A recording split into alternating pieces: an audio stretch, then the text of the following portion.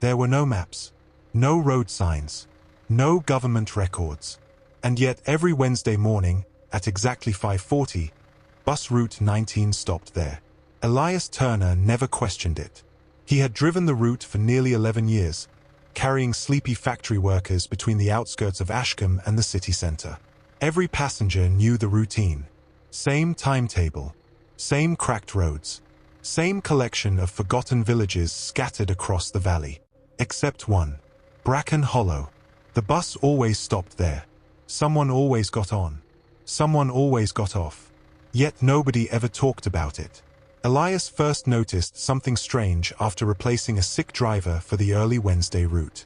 Rain blurred the windshield as dawn struggled through heavy clouds. The road narrowed between dense pine forests before opening into a tiny valley wrapped in silver mist.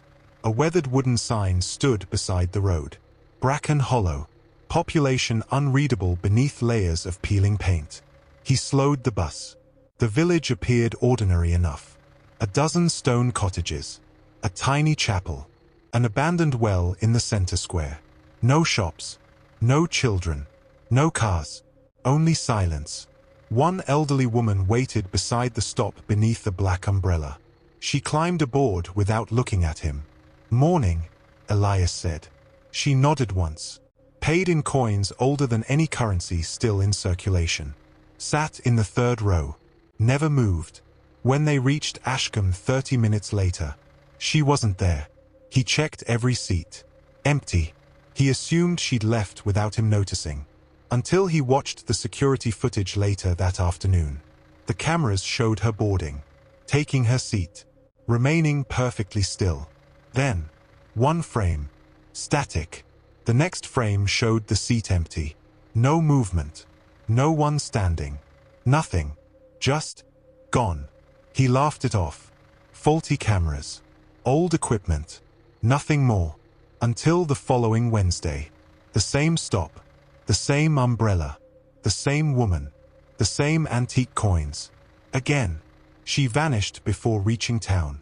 By the fourth week, curiosity overwhelmed routine. When the last passenger stepped off in Ashcombe, Elias searched beneath every seat. Nothing.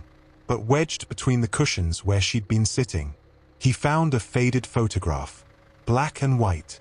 The picture showed Bracken Hollow. Except, it wasn't empty.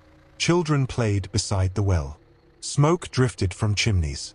Laundry hung between cottages. Dozens of smiling faces looked directly toward the photographer. Written across the back. Founders Day, 1963.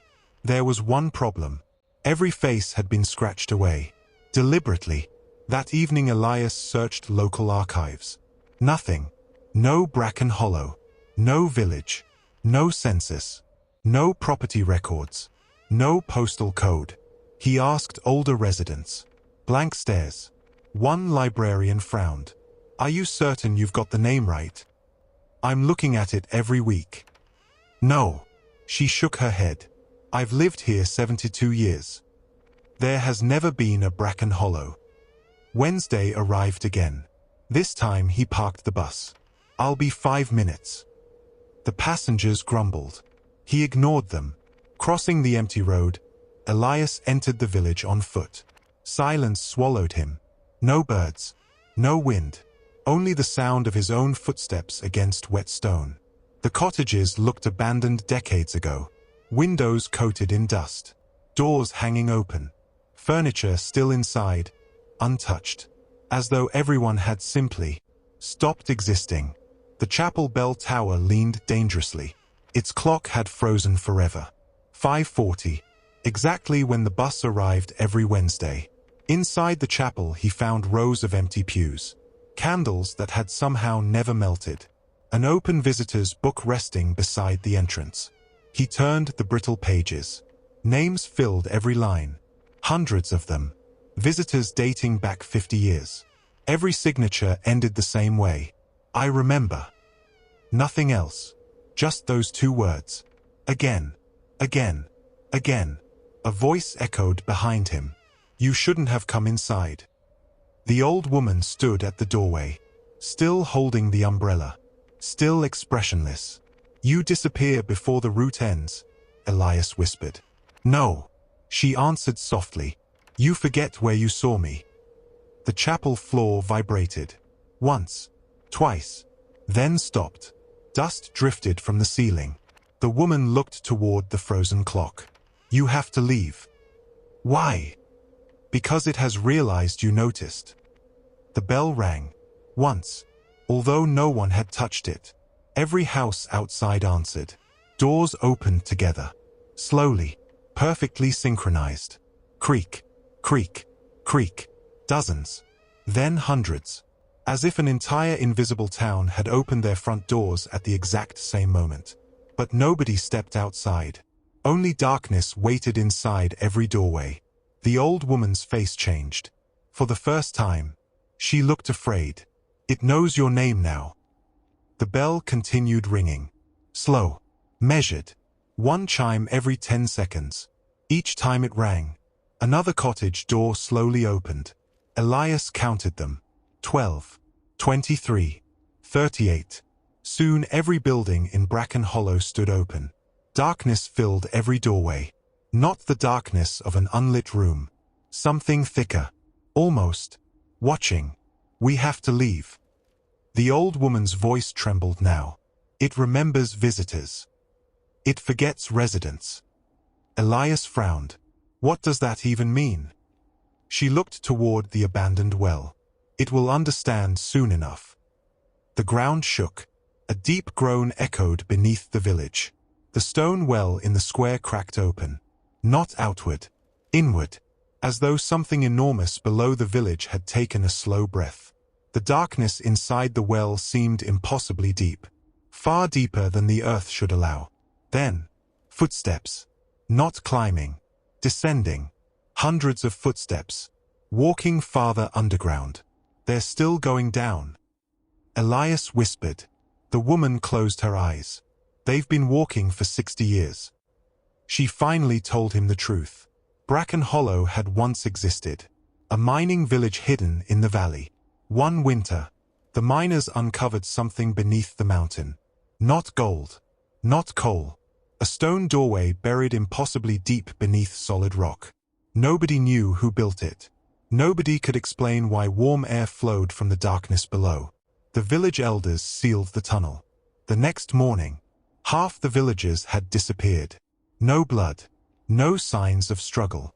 Only empty homes. Within weeks, everyone remaining began forgetting those who had vanished. Children forgot their parents. Husbands forgot wives.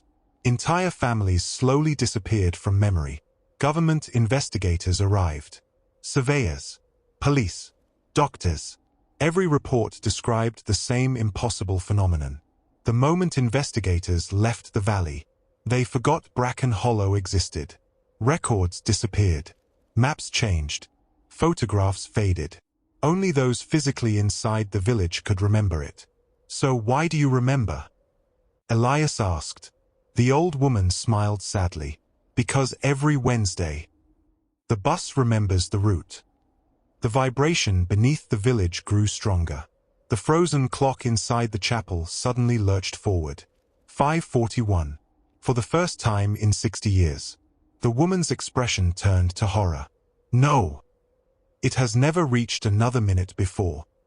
The church bell stopped. Silence. Absolute silence. Then, every open doorway filled with people. Hundreds of them. Men, women, children, perfectly still. All dressed in clothing from different decades. Every face emotionless. Every pair of eyes fixed on Elias. They're alive. They were. The old woman whispered. They just forgot they left. A little girl stepped forward. She couldn't have been older than 8. She held a faded stuffed rabbit. She smiled warmly. Mr. Bus Driver. My mummy says you stayed too long. The little girl's shadow didn't match hers. It continued walking after she stopped, sliding silently across the ground, toward Elias. Suddenly, every person in the village spoke together. Not loudly, not angrily, just perfectly synchronized. Stay. The word echoed through every empty street. Stay. Again. Stay. Again. Each repetition sounded less human, more mechanical, as though the village itself had learned language by imitation. The old woman grabbed Elias. Run! They sprinted toward the road. Behind them, nobody chased. Nobody moved. Yet the footsteps continued. Hundreds of footsteps, always exactly the same distance behind them. Never closer, never farther. The bus still waited. Passengers remained seated exactly where he'd left them. None looked surprised. None asked questions. They simply stared forward, as though nothing unusual had happened. Elias slammed the doors shut, started the engine. The bus accelerated down the narrow road. In the mirror, Bracken Hollow slowly disappeared beneath rolling mist, until only the weathered village sign remained. Then even that faded from sight. The following morning, Elias reported everything. Police searched the valley. Nothing. No village. No road. No foundations. Only untouched forest. GPS showed solid wilderness. The route itself no longer existed. Bus Route 19 had apparently always traveled another highway. His company insisted it had never passed through any valley. Elias checked the security footage. The recordings had changed. There had never been an old woman. Never any mysterious stop. The bus simply drove along an empty highway. Exactly as everyone claimed. Weeks passed. Life returned to normal. Almost. Sometimes strangers smiled at him as though recognizing an old friend. Children occasionally asked strange questions. Did you ever find the village? Adults quickly pulled them away before he could answer. Unable to let go, Elias returned to the valley alone. There was only forest. He wandered for hours. Nothing. As sunset approached, he noticed something beside an old oak tree. A rusted bus stop sign, half buried beneath moss. No road, no pavement, just the sign, the faded lettering barely visible. Bracken Hollow. Below it, someone had recently placed fresh flowers. Curious. He dug beneath the sign. Only a few inches below the soil, he uncovered a brass bus token, identical to the antique coins the old woman had paid with. Stamped into its surface were two simple words. Return Wednesday. He never told anyone. Every Wednesday morning, he drove to the forest. The sign always appeared, only on Wednesdays. Sometimes, there were footprints leading away into the trees, never coming back. Sometimes, fresh tire tracks ended abruptly beside the sign, with no vehicle anywhere nearby. Years passed. Elias retired. His replacement inherited Route 19, a young driver named Chloe Bennett. On her very first Wednesday, she radioed dispatch. Can someone confirm something? Static answered. I've stopped at a village called Bracken Hollow. A pause. There's an old man waiting at the bus stop. He keeps insisting. Another burst of static. That I have to remember. The transmission cut off. When dispatch called back, Chloe had no idea what they were talking about. She insisted she had driven an ordinary route. No village. No passenger. Nothing unusual. That evening, Elias found an envelope pushed beneath his front door. Inside was a black and white photograph. The annual Founders' Day celebration. The faces were no longer scratched away. Every villager smiled toward the camera. Standing beside the old stone well was Elias, wearing the same clothes he'd worn that Wednesday, smiling as though he had lived there his entire life. Written across the back, in handwriting he recognized as his own. Thank you for remembering us. Thanks for watching. Follow Story Hub Central for more exciting stories.